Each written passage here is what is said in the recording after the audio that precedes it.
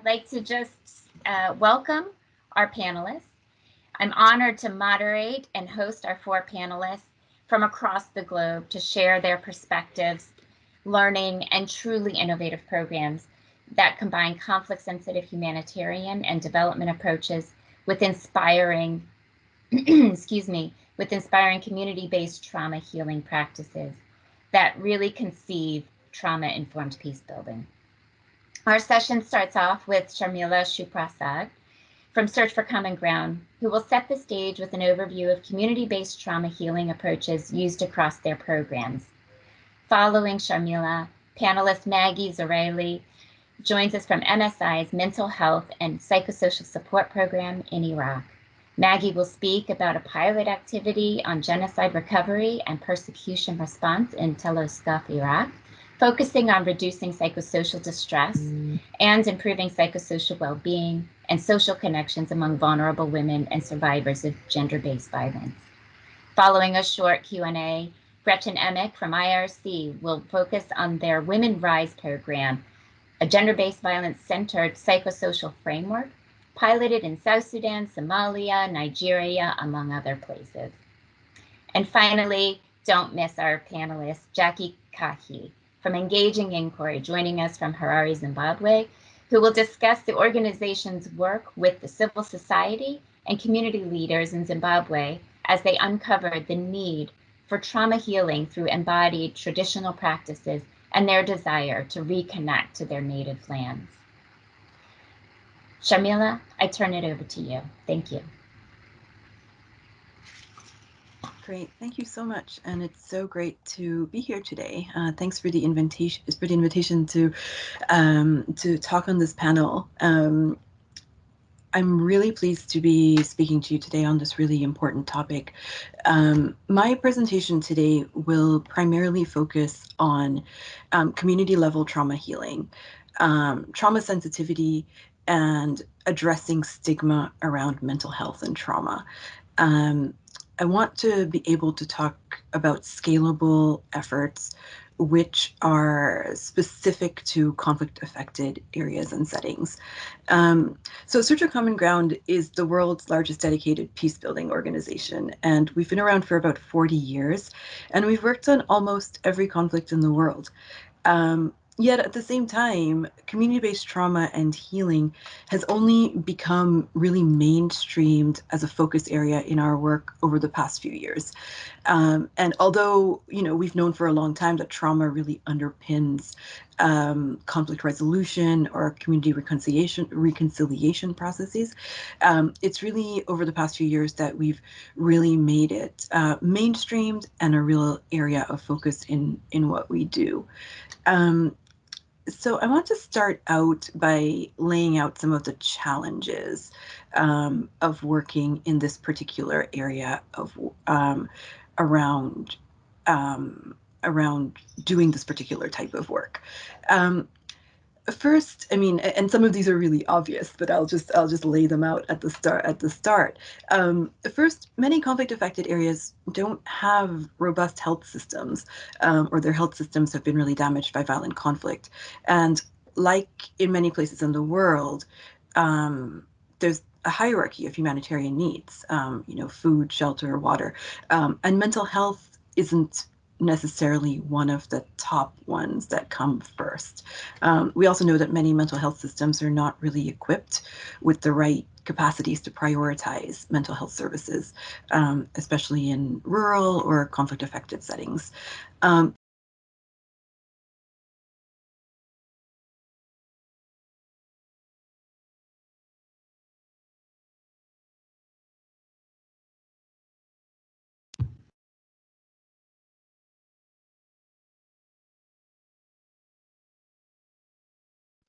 Sharmila, I think we lost you for just a minute there. So sorry about that. If you can unmute yourself again, I think the system muted you by accident. Okay. Oh, I'm sorry about that. So you were talking about the robust health systems and how many of the conflict areas have that. Oh, sorry about that. Okay. Yeah. So I was saying that the second point is that trauma and mental health tend to be taboo subjects, and so that leads to self or community imposed barriers to seeking treatment. And then third, without proper trauma awareness and training, humanitarian, development, peace building workers can inadvertently traumatize or re-traumatize participants through the work that we're seeking to do with them. And I'll speak about this at the end. So this has all been a pretty major realization and focus area for SEARCH. I mean, we do thousands of community dialogues every year. We're bringing together communities who may have been involved in atrocities or done significant and remembered trauma to the people that they're sitting across from. And so how do we adhere to these strong conflict sensitivity and do no harm approaches while we're facilitating this kind of reconciliation work? So I'll talk about three major approaches. So the first major approach is community-based trauma healing. So we know that trauma can become a shared identity for survivors of violent conflict. So in some communities, it represents the forging of new lines of identity. So I've worked in the Middle East for a long time. And in Syria, for example, after 10 years of the conflict, there are these new lines of identity around those who stayed and those who left. And the various sort of lines of identity that are caused by trauma as a result of these choices of staying and leaving. And so we've seen this become a real aspect of a new shared identity, which is related to conflict and which is related to the shared trauma experienced by particular groups that made particular choices. So when violence has been experienced at both a personal level and a community level, efforts to heal and rebuild the country must also happen at both the individual as well as the group or the community level. And so our approach to community-based trauma healing and what we're trying to do is to really give voice to that identity that was forged around trauma and to use those connections to rebuild post-conflict or post-trauma social ties. So this also strengthens the interconnections between people and really importantly, reduces the isolation that trauma causes. When people experience trauma, it's sort of frequent to think it's like an individual thing, but that sort of shared sense of trauma as a community actually can be a helping or a healing, a factor that contributes towards healing. So our community-based trauma healing approach gets adapted to different contexts depending on the realities, because like one approach doesn't work in every single place, but the overall approach gets adapted to different places. So in our work in Nigeria and the Democratic Republic of Congo, our approach is involved Okay, I'll describe one approach that we've used in Nigeria and the DRC. So we explicitly address the post-conflict trauma through community trauma healing sessions that are led by trained facilitators with sort of trained psychological support as well in the room. So the sessions are designed to reconstruct the sort of the community sense of social fabric, recognize that in each person there's the capacity to heal. It involves a diverse group of community members, sometimes people who are sitting across each other across dividing lines, and it equips them with the tools of individual and community trauma healing. In another example, for many years we've been using community-based trauma healing with children formerly associated with non-state armed groups in Northeast Nigeria in particular. So in that approach, we've done case management around reintegration, and then sort of layered on top of that a package of trauma healing sessions, which often embody a lot of exercises around sort of mind and body grounding, breathing techniques, stress management approaches, and so on. But then layered on top of that, dialogue series with community members and caregivers around their role in helping these children reintegrate. So the approach to dealing with trauma is actually built in to a broader community-based approach that involves the case management as well as working with the community as a whole.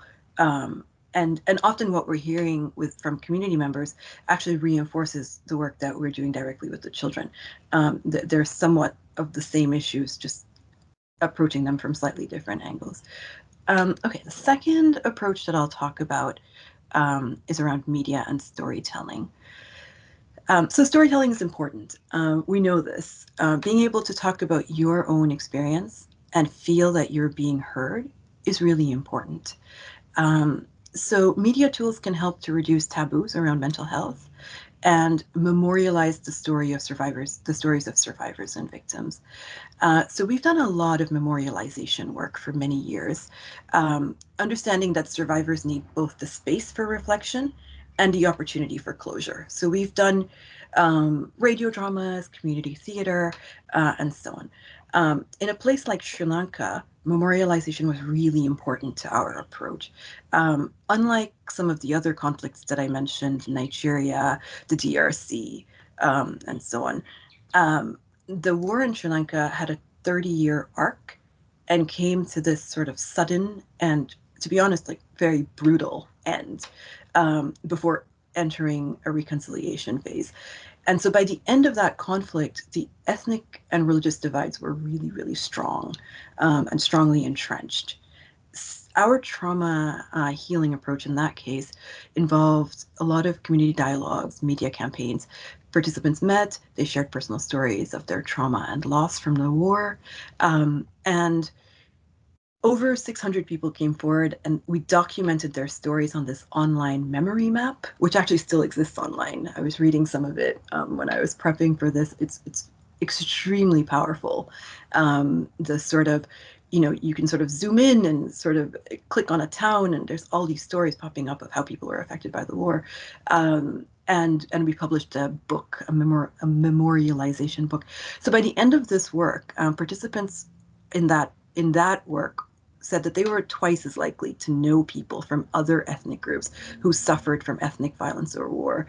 And most participants said that they felt like a lot of sadness and anger from the other group's pain. And the important thing to know about that work that we did in Sri Lanka, is that, that community memorialization work has been going on for almost 10 years. This is really long term.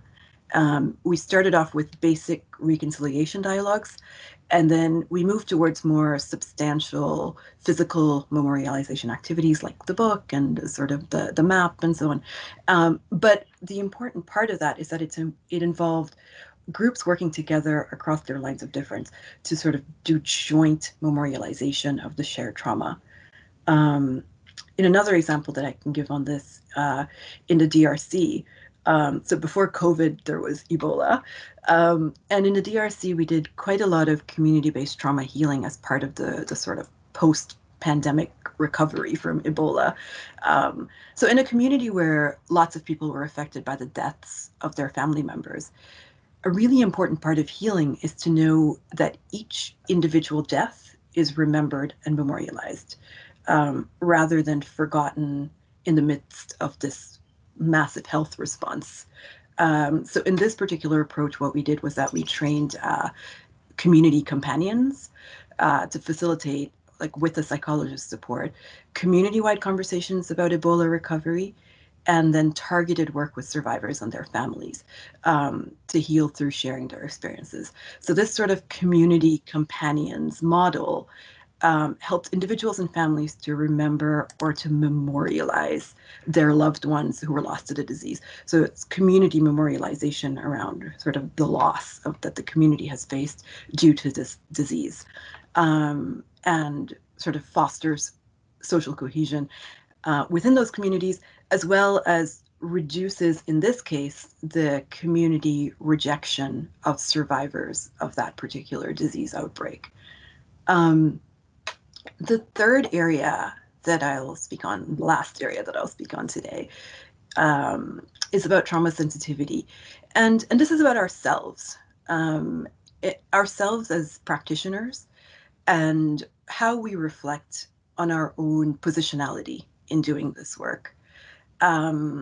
because we are part of the ecosystem of doing this work as well as practitioners. First, basic trauma literacy is critical for all of us. We need to approach the design and the development of activities with the implicit understanding that trauma is present. Chances are trauma will be present in any of the work that we are doing in conflict and post-conflict settings. Second, we need to really strongly have do no harm approaches to avoid traumatizing or re-traumatizing populations in post-conflict settings.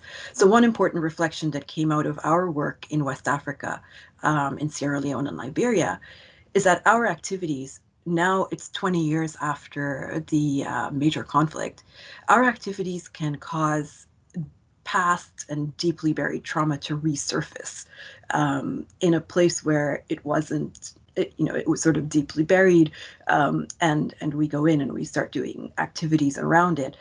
So we need to be conscious and aware of that. And we as an organization have done a lot of reflecting and learning about how we do this. And then third and finally, we also need to understand the impact of this work on our staff themselves, who are at the front lines of doing this work. And we're doing a lot of reflection on how to equip our staff with the right tools to do this kind of heavy emotional work.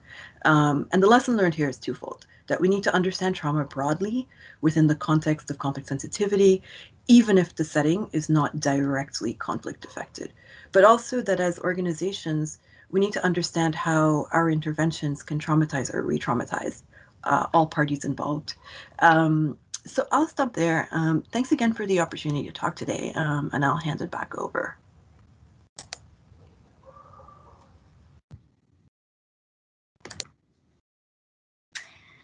Thank you so much, Sharmila. For those of you who may have joined us later, that was Sharmila Shuprasad, the Director of Global Affairs and Partnerships at Search for Common Ground. Her discussion shared various approaches to trauma, healing, given contextual dynamics, including the length of the conflict, gender-specific suffering, local health concerns, and grieving practices, just to name a few. That was a wonderful overview. We're now going to pass it over to Maggie Zraili. She's a medical and psychological anthropologist and public health professional with over 15 years of research and practice focusing on the intersections of gender-based violence and mental health psychosocial support. She's currently a mental health and psychosocial support and equity advisor for the MHPSS Collaborative. She started with in-depth ethnographic research on resilience among Rwandan women and girls who survived genocide, rape, and emotional well-being, and inequality among Rwandan youth heads of household. She has worked with NGOs, universities, UN agencies, and community-based groups on global mental health, sexual violence prevention, health equity, substance use, human trafficking, and child protection. So far, she's been most enthusiastic about collaboration across culture, context, and scale to elevate the value of local knowledge and embodied experience to dismantle systemic oppression and accelerate the achievement of mental health and well-being equity among youth and women in fragile and humanitarian settings. With no further ado, we hand this over to Maggie. Thank you. And sorry, just a quick reminder, Maggie, following this presentation from Maggie, we'll have a short period, 8 to 10 minutes for Q&A. So please do continue to post any questions that arise as you listen to the presentations in the chat. Thank you. Over to you, Maggie. Thanks a lot, Jen. And good morning, everyone. I'm Maggie Zraili, and I'm a mental health and psychosocial support advisor with MSI and the MHPSS Collaborative. And I really like to thank my MSI colleagues for inviting me to be part of this event today and to speak about the MSI Mental Health and Psychosocial Support Pilot Project in Iraq. This project is part of the Genocide Recovery and Persecution Response Learning and Pilots Program in Iraq, and that's funded by USAID. And today you'll hear me see the phrase mental health and psychosocial support, or MHPSS, a lot of times. And when I say MHPSS, I'm using it as a global term to refer to covering the whole range of activities that are used to treat mental disorders and to improve the well-being of individuals and communities in environments affected by disaster and conflict. So today I'm going to be sharing with you about MSI's MHPSS pilot project, and it's currently underway in a small town of TELUSKOF, Iraq. And MSI has partnered with 2 local organizations to implement this project, Access Aid Foundation, or AAF. And AAF works on the MHPSS technical interventions. We have another partner, Recoded, that delivers a creative graphic design skills course. And we are currently in the month 5 of a 6-month project timeline. So this pilot project is trying a new approach to addressing suffering distress among women in TELUSKOF who've experienced or who are at risk of gender-based violence, or GBV. And so that includes things like sexual violence and sexual abuse and forced and early marriage. So to introduce the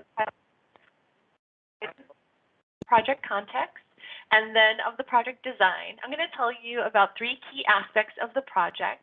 I'm going to focus on our safe, do no harm approach. I'm going to talk about our deep focus on MHPSS and GBV capacity building, and then our innovative integration of World Health Organization's Doing What Matters in Times of Stress guidebook for self-help into a community-based, gender-sensitive, creative graphic design course. And lastly, I'm going to update you just on our interim learning and some expected results and tell you about where we think things might be headed in the future. So TELUSKOF is a small, religious, ethnic minority Christian community in the Nineveh Plains region of Iraq. And like women and girls in many countries around the world, Iraqi women and girls in the Nineveh Plains region have been subjected to many forms of gender-based violence for decades. And then in 2014, the Islamic State, or IS, so that's also called ISIS or ISIL or Daesh, invaded and occupied this region of northern Iraq. And ISIS affiliates deliberately targeted Iraqi religious and ethnic minority women and girls for GBV. And then the whole northern region of Iraq faced a crisis of large-scale displacement and then return of people who were persecuted by IS. And among the many Christian returnee communities in Iraq, like TELUSKOF, GBV or gender-based violence is often normalized and legitimized within families, and women's and girls' MHPSS needs are very high. There are also many challenges to meeting these needs.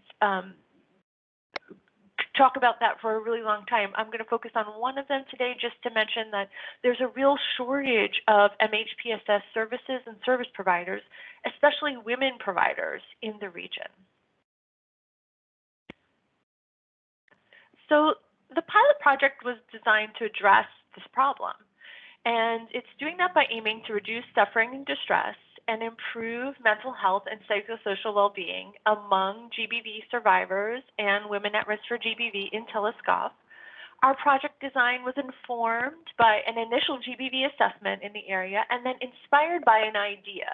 And that idea comes from the literature, and it's the idea that in order to mobilize resilience and protective factors in conflict-affected communities, especially in communities that are transitioning to sustainable development, it's really important that the multiple layers of MHPSS intervention be integrated into broader socio-ecological systems and programs. And so the multiple layers of the Interagency Standing Committee intervention period for MHPSS include basic security and services, community and family supports, focused non-specialized supports, and then specialized MHPSS services. Our project aligns with this framework by including components reaching to more or less cover the layers. And today I'm going to be talking about some of the intervention components that are toward the middle and top of the pyramid. So I'm going to be mentioning the integration of the WHO guided self-help for stress management intervention into a creative graphic design training course. I'm going to be talking a little bit about creating community peer helper networks to provide support for others who are maybe trying guided self-help for stress management for the first time. And then you'll also hear me mention talking about establishing and strengthening safe MHPSS linkage and referral pathways between the community and specialized MHPSS service providers. So the first aspect I'd like to focus on is the do no harm approach.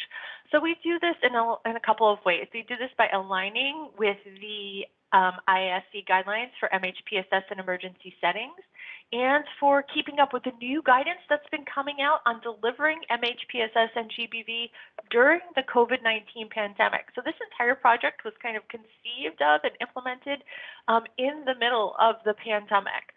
So, you know, we are also focused on using interventions on basic psychosocial support skills. And these are skills that any lay people can learn and use to take care of themselves and their loved ones, and such as friends and family and community members, and beyond their loved ones, to just help them feel better and to help them feel supported through social interaction. As I was talking about the COVID context, most of our project activities have been done remotely, and so we adhere to the new global guidance for online, phone, and messaging platforms for GBV and MHPSS work. And we're also consistently and constantly emphasizing to staff and community members that are trained in these basic psychosocial support skills not to go beyond their limits of providing care. And that's why strengthening the community to specialized services referral pathways is so important. Another aspect of our safe, do no harm approach is the attention we're bringing to gender and cultural context. We're doing this in a few ways. So the creative graphic design course curriculum has a built-in series of gender equity themes. It uses gender-sensitive language, and the activities are all designed to be gender aware. We also conducted a community mapping and assessment of existing MHPSS supports and services in TELUSKOF to ensure that local individual, family, and community systems of resilience and care that were already existing would not be disrupted by the project. And in doing so, we prioritized the voices of women's organizations and groups supporting survivors of GBV. We also sought out key informants to interview on local perceptions of mental health and psychosocial support, both problems and coping. And an interesting finding from all of this mapping work and assessment work is that the Christian nuns in TELUSKOF can be a real important source of MHPSS local knowledge and support for women. And they are open and collaborative with our partner staff on the project. So a second aspect of the project design I'm highlighting today is our deep attention that we give to MHPSS and GBV capacity building. And even though this is a short-term pilot project, it's only 6 months, but MSI has provided over 40 hours of remote training to project staff. And we're using simultaneous English and Arabic interpretation to do that. The training is also being reinforced with remote mentoring and technical supervision on MHPSS for the staff. And this is important because the AAF, MHPSS staff, and community mobilizers are young, educated women from TELUSKOF and the nearby towns like Alcoche.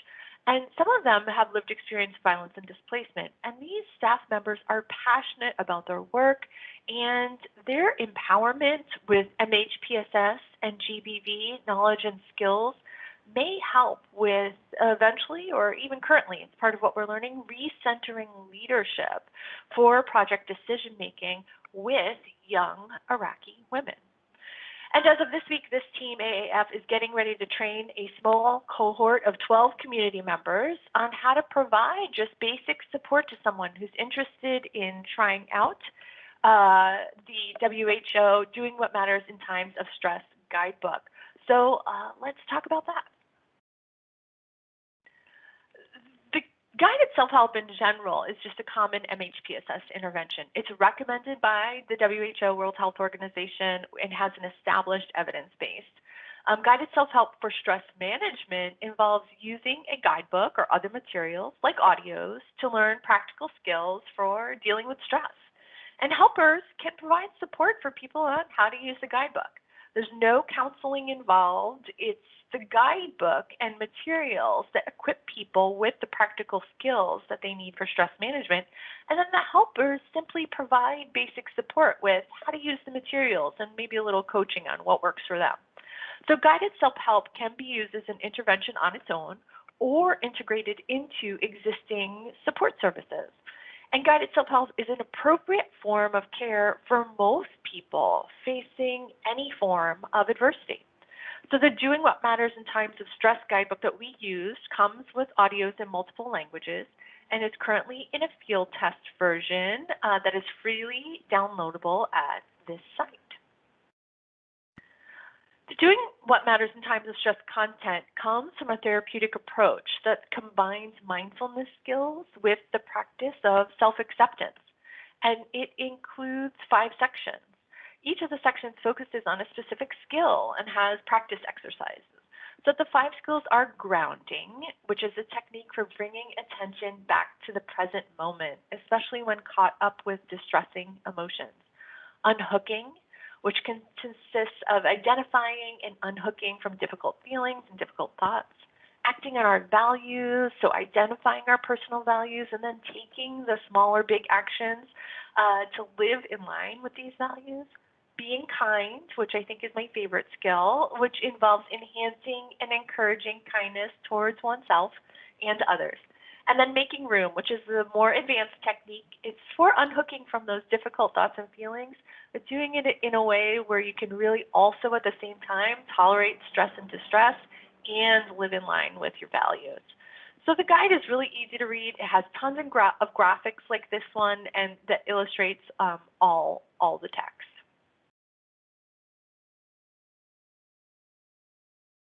And this brings us to sort of the third and perhaps most exciting part of the project that I'll be talking with you about today, and that's our project innovation. So we integrated this Doing What Matters in Times of Stress material guidebook into a creative graphic design skills course. So we were learning from a previous offering of Recoded's graphic design skills course in the nearby town of Karakosh, suggested that the young women participants in the course appear to develop social connections, to start to overcome some social isolation, and start to aim to apply the new skills, the design skills they were learning to improve their lives and the communities and the world around them. And so what we know in the MHPSS field is that it's possible for skills training and creative activities to contribute to decreasing suffering and increasing well-being, and also to facilitate safe social healing processes that allow for collective transformation. So we sought to amplify these potential positive psychosocial effects of the creative graphic design skills course by then integrating in the Doing What Matters guided self-help intervention. It's our hope that when done jointly, these combined interventions may activate resilience, facilitate positive social connection, restore agency, catalyze self and community efficacy, and fuel hopefulness among women at risk for and survivors of GBV in TELUSKOF. We're learning a lot through the operationalization of this MHPSS integration. So I listed some of the areas where you might want to think, if you do something like this, might want to think about integration points to pay attention to. I'll just highlight the last one on mindset. We're really exploring right now if this integrated approach elevates the values of personal growth, of willingness to accept present challenges with very real adversities that people are living with, and then while simultaneously attempting to design a life and future that's in alignment with one's hopes and dreams. So far I've given you an overview of the project, the context. I've told you about 3 of the key aspects, and now I'll just share a few points on our interim learning and expected outcomes. that we're noticing. So despite significant MHPSS stigma that is present on the ground, we're finding that returnee women from religious and ethnic minority communities may be eager to access MHPSS supports and services, especially if they're afforded safety, trust, and a learning mindset. And we're seeing that engagement of religious and ethnic minority community leaders really helps to make MHPSS interventions safe, feasible, acceptable, and effective to use in conflict environments and even in non-Western cultural contexts. And we're hoping to see decreased distress and increased well-being among participating women when we conduct our end-line assessment in a couple weeks. And we're really interested to think about how guided self-help for stress management may be able to contribute to recovery from traumatic experience by ameliorating ongoing suffering from chronic daily stress. In terms of future directions, there are a few points of interest here. I'll just speak to the first one. And so we just want to acknowledge in the broader discourse, there are current calls to decolonize humanitarian aid, and that includes MHPSS, and these are urgently important to take up and to take up now. We also believe that the global guidance and tools for MHPSS in emergency and humanitarian settings can safely, creatively, and appropriately be used for MHPSS programming at the humanitarian development peace nexus. And this can be done across a variety of contexts, including post-conflict context settings, and in the transition from post-conflict to sustainable, equitable development. Thank you.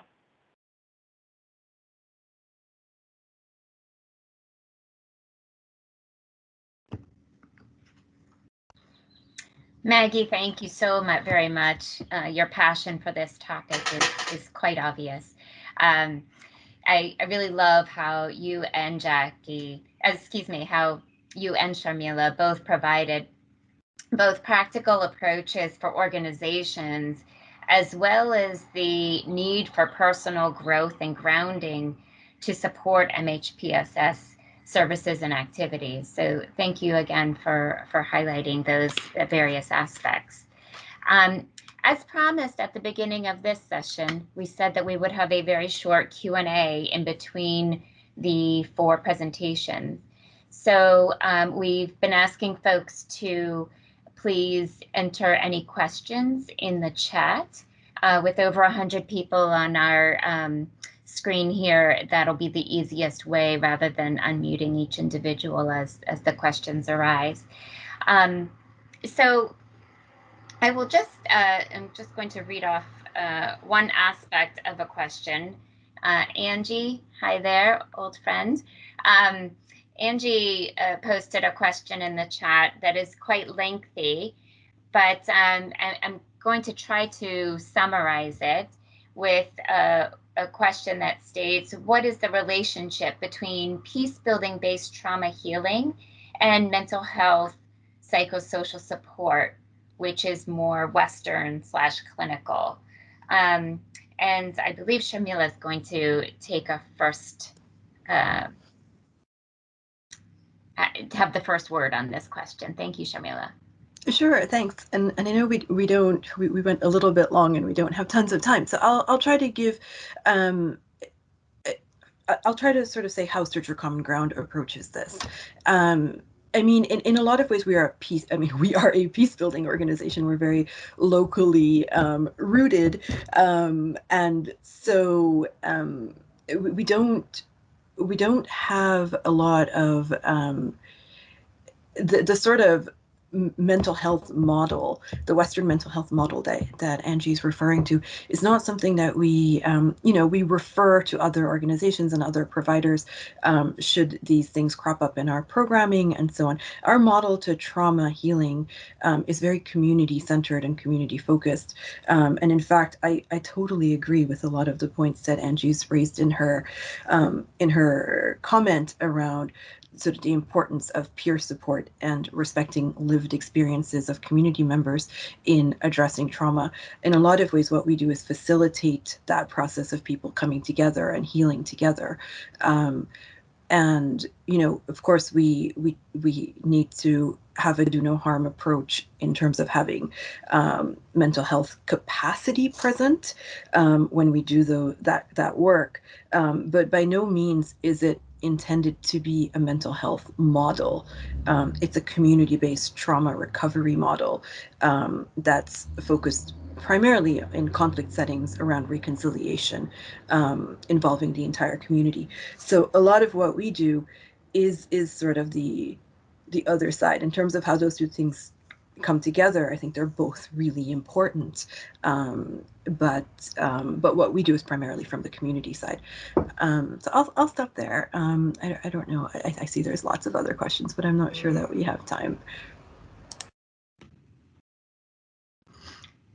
Maggie, I might just ask if there's anything else you would like to focus on in relation to that question, and then we may have to save a few more questions for our final Q&A, where we'll have hopefully a good 20 minutes at the end of this.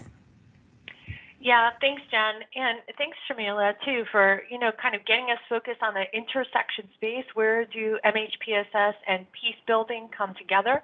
I think that's a question that, there's a lot of learning to do in that space.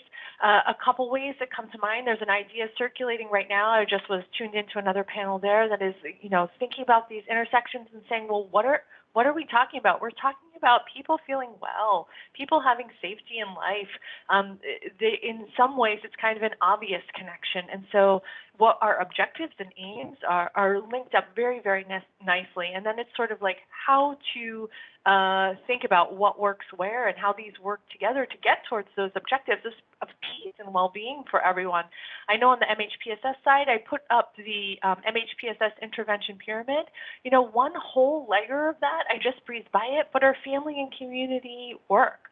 So there's all of community-based work, and it doesn't necessarily get slotted in there, but a lot of community-based trauma healing work could be part of this layer of the MHPSS pyramid. I think there's a lot to do on frameworks and things and decolonizing our whole approach, but I think the openings for making this work synergistically to get toward peace and well-being are just sort of unlimited. Lots of possibility. Thanks so much, Maggie. And, we're going to take one more question only because it's a really nice transition to our next two presenters. The final question, again, just for this round, and then we'll come back after our next two presenters, is can you clarify what it means to do MHPSS and GBV work at the same time? And maybe, Maggie, I'll start with you on that one. Sure. Well, I can speak to, especially to this project. So this was one pilot project and the fifth pilot project of a series of 5 pilot projects for genocide recovery and persecution response that were focused particularly on how do we respond to GBV within genocide recovery and persecution response. And so within that overall GBV umbrella, where there are risks and risk factors for gender-based violence and then consequences of gender-based violence, one of those consequences is our mental health and psychosocial issues. And so MHPSS then comes in that space. This is one of the ways it did, and where it does in this project, to say, okay, how do we link up these issues? What are the supports? How do we address MHPSS with people who are even at current risk for experiencing more GBV, and also who may already be survivors of GBV? And how do we respond to and address the MHPSS problems in safe and do no harm and gender sensitive ways? Excellent, thank you. And again, we encourage additional questions in the Q&A as we go, but we'd like to move ahead to introduce our next two presenters. First, we have Gretchen Emick. So Gretchen is an LSW and is a gender-based violence and mental health psychosocial support specialist who has worked in conflict and displacement settings for the past 10 years. Currently, she works as the GBV psychosocial support specialist for IRC, and is completing the Women Rise Gender-Based Violence Psychosocial Support Framework and Toolkit. We are all anxiously awaiting for this toolkit. This global toolkit will support GBV service providers in their work with women and girl survivors of GBV through appropriate targeted guidance and best practices on psychosocial support work.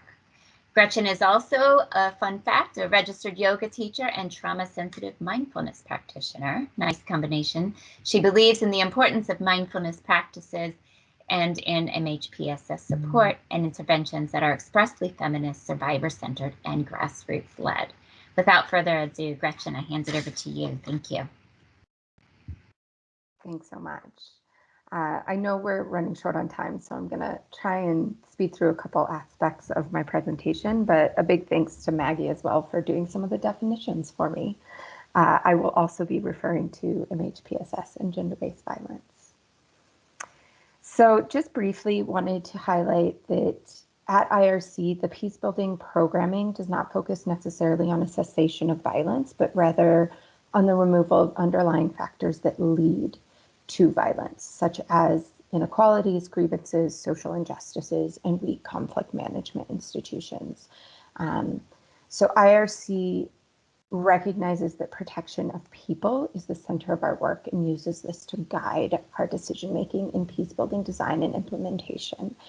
And today I'm going to speak specifically to the Women Rise project, which is a gender-based violence intervention, and how that can be used to leverage and used in conjunction with peace-building programming as a multi-sectoral approach. I'm going to skip this slide for time, but just to highlight that we measure success at the IRC based on outcomes around safety, health, education, economic well-being, and power. Sadly, I don't have time to really dive into what that looks like for our peace-building program specifically. I do want to talk about the Women Rise toolkit because this toolkit, which is an USAID-funded toolkit that came directly from feedback from our IRC field teams providing gender-based violence services, as well as our partners providing services. And really the reflection here from these field teams was a focus on a framework that outlines what is GBV-centered psychosocial support, why is it unique and can't be reflected or replicated by other actors, and why is it critical for all women and girls to have access to this type of support.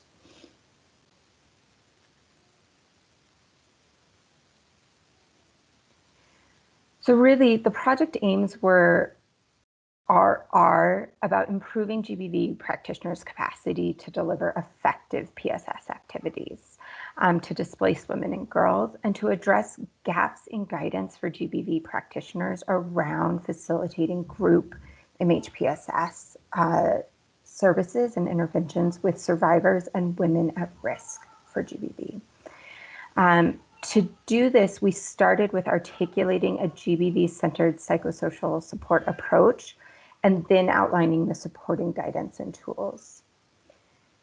When we were looking at what does it really mean to provide GBV-centered MHPSS or psychosocial support, what does that mean and what does it look like? What we ultimately landed on after many, many field consultations and after our history of work with grassroots feminist organizations is that we're really looking at women's liberation from patriarchal, sexist, racist structures, and looking at the recognition of those structures and the impact that they have, that existing as a woman in a patriarchal, sexist culture and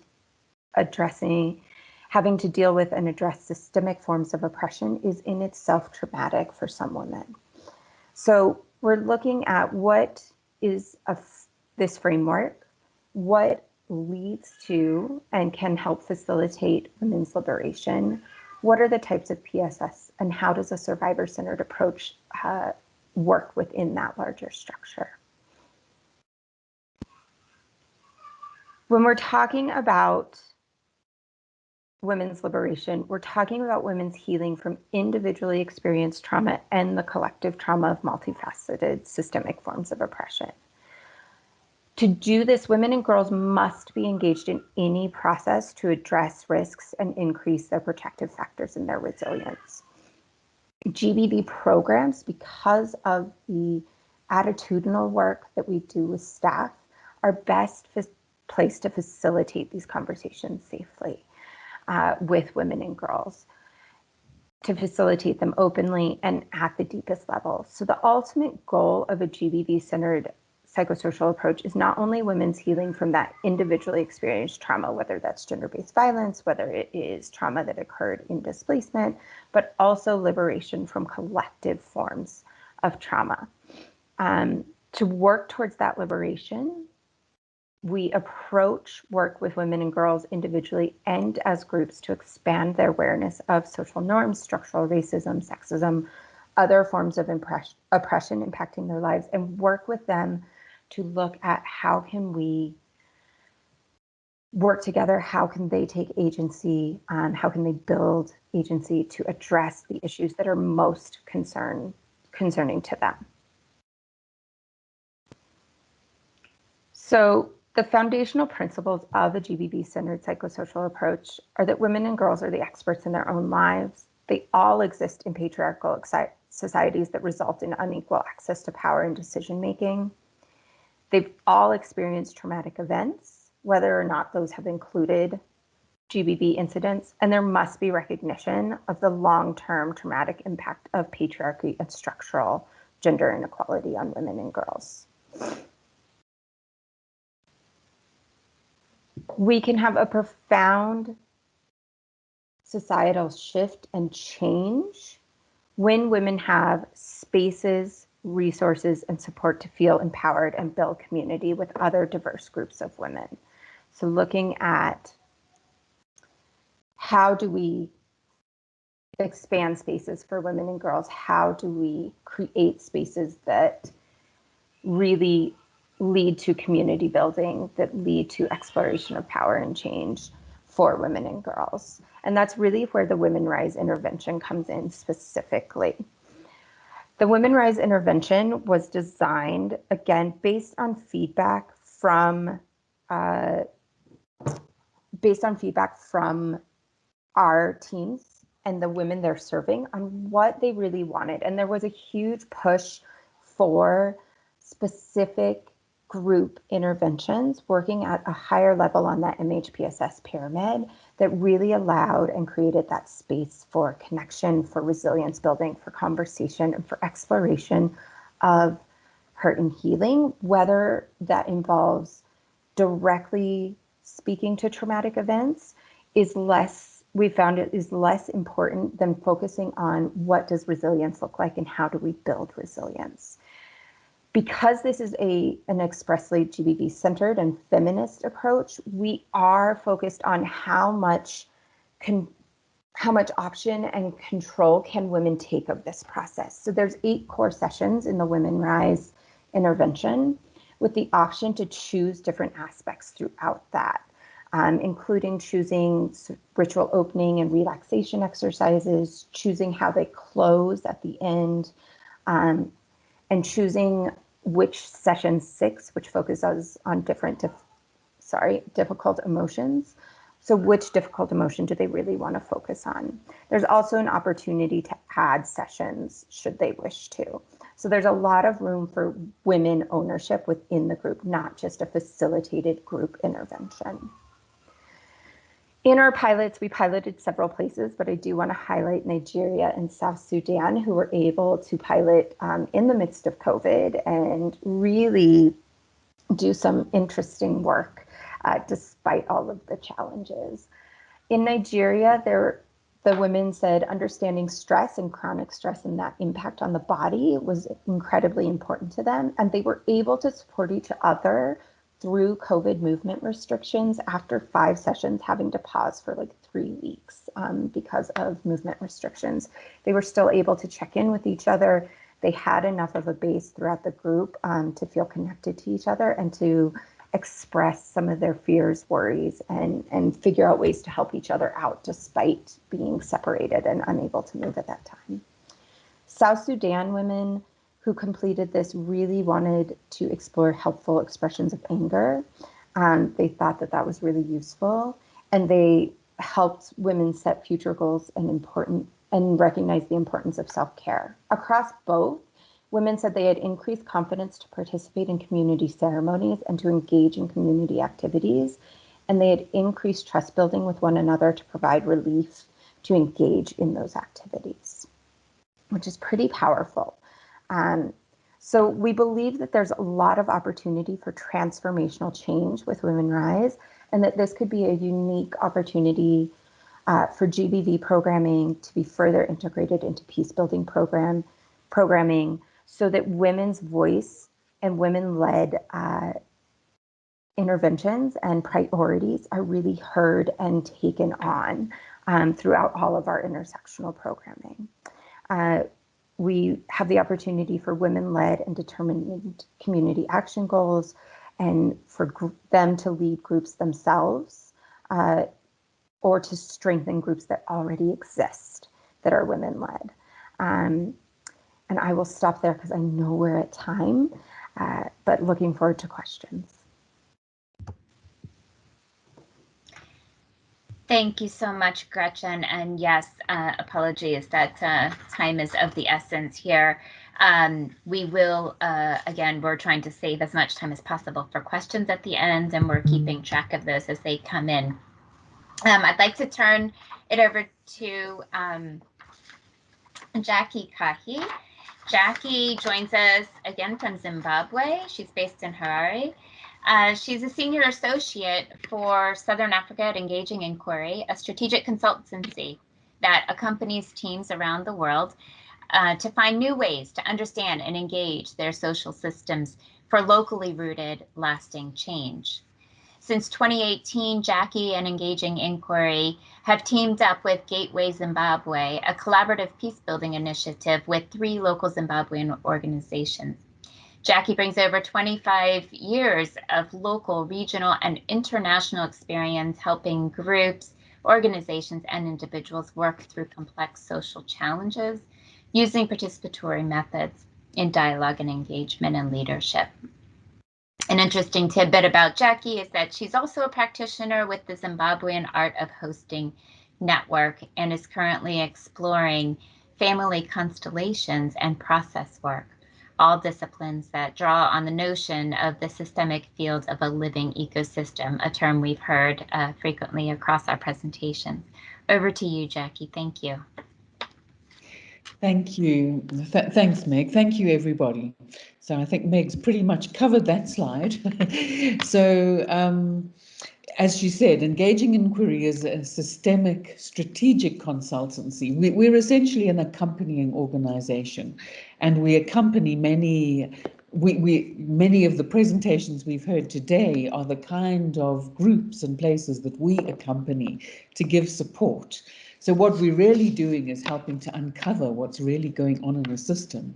And inevitably, what we find, because all of us are dealing with big social issues, as we've heard, is kind of at the bottom of the iceberg, sitting there, are trauma and wounds. So often what we're seeing manifesting in a system, the events that we're seeing are systems of an underlying problem. So our role is to bring participatory tools, other tools, to start to uncover the patterns and trends that are underneath, the structures that are supporting those patterns and trends, and the mental models that entrench and keep things in place. Shamila talked of the shared trauma identity, and that beginning from there, we've got to look at individual and collective healing. So what we do is really, come on, move, please. Why is it not moving?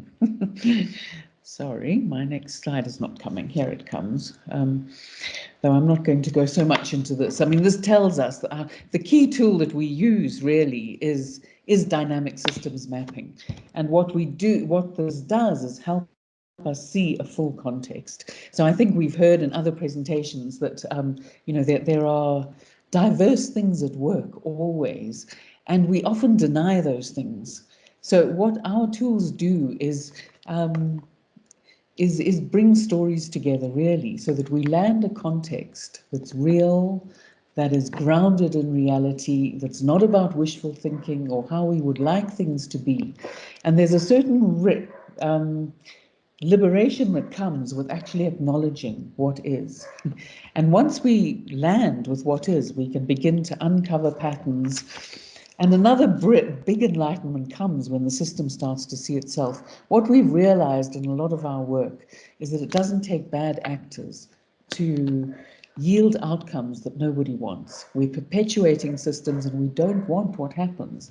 And yet we're trapped in feedback loops and so on. So we work with, our work is always very much locally rooted. We're invited into a country. We're not interveners. We don't come with solutions. We come with tools to help uncover. And then we accompany, often for years. In the case of Gateway, we've been with Gateway for nearly 3 years now. So we're looking at the strategy. We're looking at how we learn to adapt and how we move forward. And this is just an example of what we do. We do work shoulder to shoulder. We need to work with a local team. It's an accompaniment process. It's highly participatory. I mean, often what I'm not going to go there quite yet. Often what we find is that systems are deeply injurious to communities at large and often specific groups, often women, in some of the stories we've heard right now. And that's what we found in Gateway. So Gateway is a group of 3 local NGOs in Zimbabwe, and they've been working separately for some years. And a lot of what they were noticing was that the sort of political chaos and economic collapse of the last decades was starting to erode what has traditionally been strong in Zimbabwe, a sense of community, a sense of rootedness. And so they invited us in to help map the system. And the first thing we helped do was come up with a framing question, and this is what framed our inquiry: what accounts for the current level of health and vibrancy. And then we bring people together to look at what's enabling the health and vibrancy and what's inhibiting. And what we end up with is then a map. And our map is essentially a container for stories. And we have heard this, we've heard this from various presenters, how important storytelling is as being listened to, being heard, being allowed to speak, especially in situations of polarity, conflict, division. My story is always less important than your story, and that's what we feel. So coming into our map, it brings people together across divides because we're not coming with a certain agenda, and that enables people actually to start looking much more deeply at what's in the system. So in the case of Zimbabwe, we discovered, at the bottom was this long legacy of violence. So I'm just highlighting what's the middle part of our map here, which is sort of what holds the central story that holds the map together. And a long legacy of violence dating from pre-colonial times to the colonial occupation, to the struggle for liberation, and to post-independence violence, which has pretty much gone on for the last 30, 40 years, has led to a real unresolved trauma that sits in the nation at large, and a culture of silence that's concomitant to that. People are scared to speak, they self-censor. And often Zimbabwe's violence has been quite secret, carried out in darkness. It's not acknowledged. And this has affected the ability to act in the present and shape the future. People can't imagine a future, never mind think that they have agency to shape it. And I think this is what's taken away so often in traumatic situations is agency and a sense of connection. And this has led to large-scale checking out, physically and mentally. So in terms of formal and informal immigration and migration, it's estimated that 3 to 4 million Zimbabweans, a third of the adult population, are in South Africa or in Britain, in the US. Also substance abuse, other ways of just disengaging. And the less people disengage, the less they hold anyone to account. Never mind state and institutions, even self. we cease to hold ourselves to account, feel like we're just victims blowing in the wind. And this allows the continuation of expressions of power that oppress. And one of the ways to look, again, one of the highlights is noting that it's not just when we can stop pointing fingers that it's the state or it's that political party, and start to see that this is happening in our own institutions as well as our own families. It's the beginning of a realization. So where do we go from here? I'm going to go back to the map for a minute, because when the other thing we start to do is see where are there points of light. And in this case, the points of light that we saw were in the yellow social area. So although, and when we were mapping this, a lot of the participants were coming up with the image of a damaged tree, where the trunk was damaged and battered, the roots were starting to crumble, and there was no chance of having fruits. But at the same time, as we started to look for the points of light, the roots were still there. So the question was asked, how do we nourish those roots? And this is where, this is the points of light. So having started to look, and one of the EI principles is we need to look at how to unlock change, at where things are already moving. And I think that we see many examples, even in serious conflict situations, where, there's a grandmother looking after children. There are women coming together to have conversations. And what we found in this case was that, and we started to call them islands of sanity, little points of light. And then the gateway mission became, how do we connect those islands of sanity and start to push out the madness, the hungry ghosts who are clamoring at the edge of the country? How do we amplify what's already happening? How do we enliven it? And Gateway came up with 3 key realizations.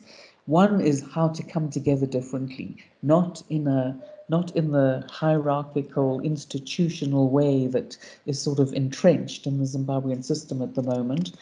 How to tap into ancient ways, traditional ways, reclaim the wisdom of the past.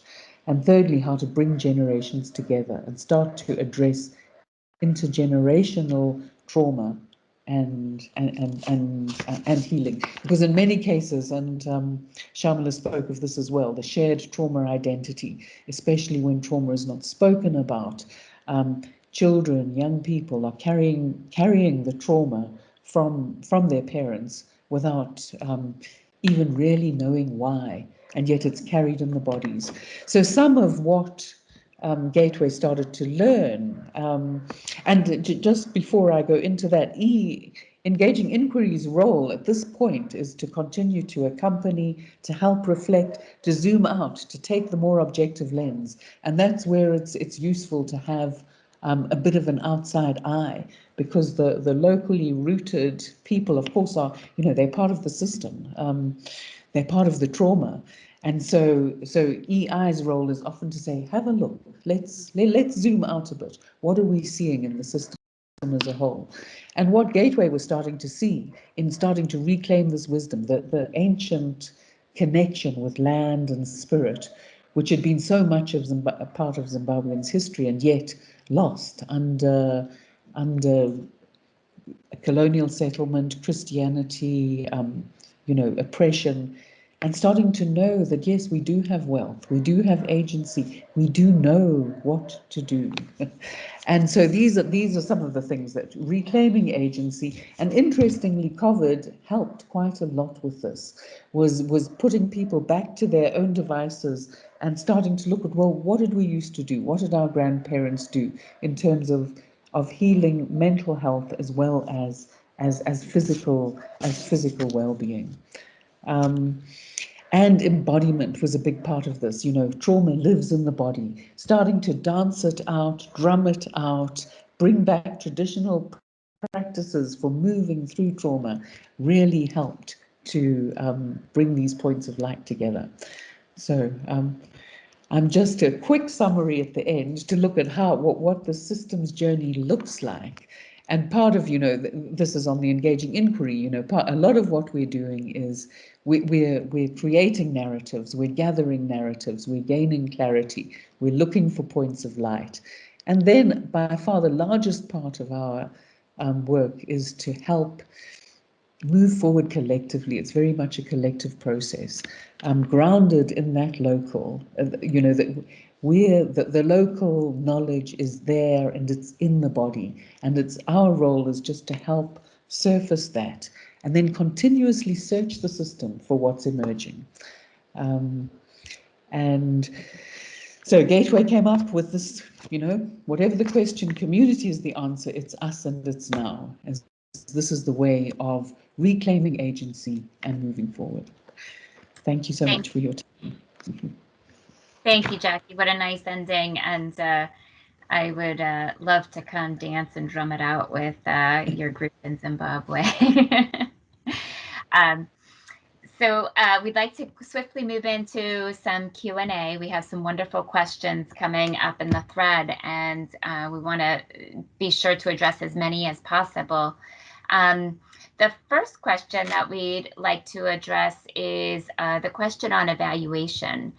This is an important component, and due to time, I believe Gretchen had to rush through at least one of the slides she was going to bring up, but this is the opportunity. So Gretchen, if I could pass it over to you to discuss how IRC is integrating evaluation of some of these programs, that'd be wonderful.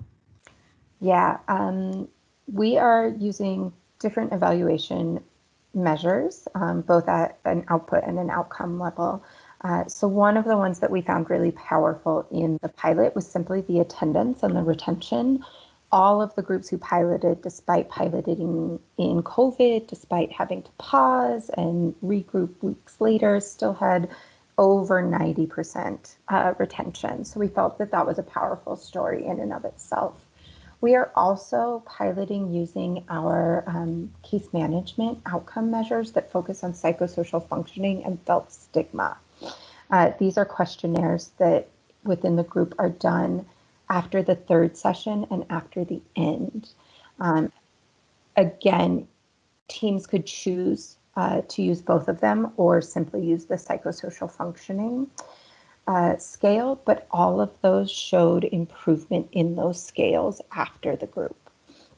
So being able to actually use that scale and speak to a set difference in both felt stigma from the community and the psychosocial functioning, their ability to move through tasks and engage in everyday life was really powerful. Women fed back that they weren't confident in the beginning. They found it difficult to relate to each other and themselves. But after these groups, they were comfortable talking to friends, expressing feelings to spouses, engaging in community activities. And they emphasized that the trust they built with each other provided them enough relief and support to navigate other activities and relationships in their lives. So we really want to focus on outcomes for evaluation at that level, rather than a simple, did all of the women attend or did they gain knowledge? It's more about the feeling. Thank you, Gretchen. Nice recap, and thank you for differentiating between the outputs and outcomes. Maggie, I believe you also had a comment on this question. Yeah, this is about the evaluation for the MSI MHPSS pilot. We're aligning with the Interagency Standing Committee on MHPSS Common M&E framework that has a set of goals and objectives. And so we have a log frame that aligns with that. Specifically to measure our impact, we're using some of the recommended tools for means of verification of change in distress and change in well-being at the end of the project.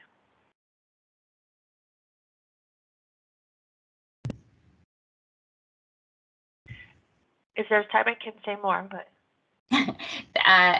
That's fine, Maggie. If anyone has a follow-up question, we'll be able to see that in the chat if there's more. But I'd like to give other presenters a quick opportunity to answer some of the other questions too. One is specifically for Jackie. Jackie, can you give us a couple of examples of traditional practices that were meaningful for healing? So the traditional practices, as I've said, were drumming and dancing, but also because I've seen the other question as well related with the new dynamics of conflict. Yes. And I think the thing is about reclaiming ancient ways in line with what's coming now. And this is also where the intergenerational was so important, because it's felt like there's been a division between generations, that the older generation have kept their practices secret and having young people start to reclaim some of the traditional musical instruments as well, connecting to spirit again is one of them. Zimbabwe has a very typical musical instrument called an mbira, which is specifically for talking with spirit and has been in the hands always of older men, and in the last 10 years or so has been reclaimed by young people, urban people and women. And so there's something about bringing together the ancient and the new, and looking always at the context. And something about, I think we talked about reweaving the social fabric, that looking at what's pushed us apart and going back to what brought us together in the past. But then is what's so important is to create the safe spaces where some of these conversations can happen. It's a long journey. There's no quick answers to this. But the very fact of being on the journey of listening again, I think, is the deepest practice. Allowing everyone's voice to be heard, which is the deepest one that's also gone. You know, you only listen to the boss man. I imagine that is both the inner and the external voice that you're speaking to. Yes. Mm-hmm. Thank you, Jackie. Thank you. I'd like to turn to one question that we didn't pay a lot of attention to in our sessions. And I'll just read the question verbatim that's in the chat that says, when talking about healing and hurting, is there a place in GBV for work with boys and men? And how do we actually engage in conflict transformation? It's the second part. How do we actually engage in conflict transformation if we do not address the issues of the trauma of being the one that hurts others? That reminds me of a famous quote, you know, I think it's those who hurt others, or something along those lines. And so just being mindful of that. Maggie, I believe you wanted to respond to the first, at least to the first aspect of that, and then we'll go around to the other presenters. Sure. I got really engaged in the second aspect. Will you highlight the first aspect again? Oh, sure. No problem. It was just the engagement of boys and men. So talking about healing and hurting, is there a place for GBV work with boys and men? Yes, great question. And I know we were focused on women in our project. Yes, there is certainly a place for boys and men in GBV work. We acknowledge more and more, just in terms of surviving the experience of GBV, that there are many boys and men who have had that experience and who may be at risk for gender-based violence right now. So from that angle, boys and men are important to think about. A lot of the times we're focused on the disparity, where we see there's a disproportionate amount of girls and women affected, and so that often comes through. But yes, there's a place for boys and men. There are also lots of approaches for engaging boys and men in the transformational changes, and some of what the other presenters were talking about, these deep structural changes in patriarchal structures, changes in hierarchical power structures, where boys and men are part of that change and can be powerful allies and voices in that work. So those are two ways. Thank you, Maggie. Jackie, might you want to respond to that second aspect, or Sharmila? And then Gretchen, I'm coming to you for EMAP.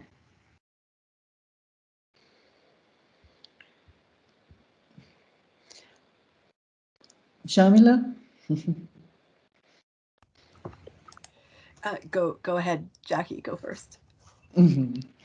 So I think that it's yeah, I think I've got too much to say, so let's go back to Shamila, and I'll try and write it afterwards. It really did.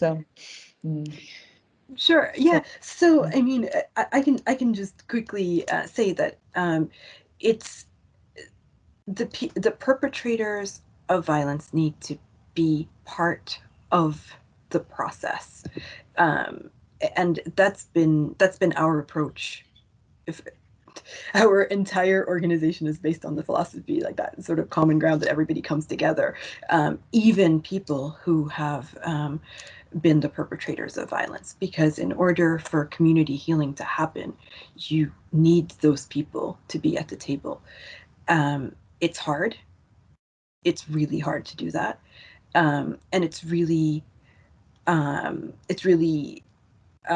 it hurts, and it also ends up healing. And so, that balance and sort of how to do that in a good way that actually leads to healing is a really important and unique process for each particular context. And so engaging, but I mean, our philosophy is definitely that the perpetrators or people from all sides, even people who may have been bystanders, also need to be involved in the community level healing. In terms of a person's individual healing, that's something that that's a different process. But I'm speaking specifically around sort of community centered and the healing of an entire community after incidents of atrocity or violence. So if I can just add then to that, was the power of witnessing is one thing that we've seen. When you have got, even in some cases, we have done sort of role play embodiment with perpetrators, and it's witnessed. The power of witnessing also marks a beginning of that healing. But it's essential to have that acknowledgement, as you say, Sharmila, of and that presence. Otherwise, they become the hungry ghosts that we saw on our map. On our. Yeah, and there are lots of additional questions here. I mean, too, I'd just like to make a point to note. One is about re-traumatizing of populations and how to not only avert that, but also if it inevitably happens in some cases, and what is the is there a different or unique practice to those who continue to be re-traumatized, and how to approach such populations or groups?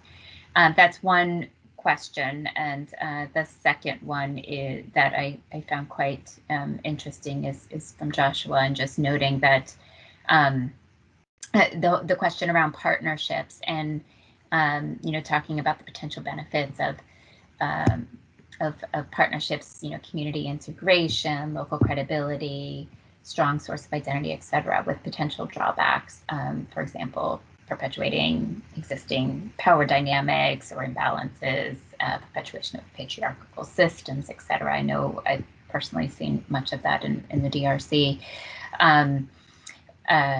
So we are out of time, frankly, and so I would like to acknowledge those questions, and if our presenters would like to provide any feedback on those questions in the chat, that would be more than welcome.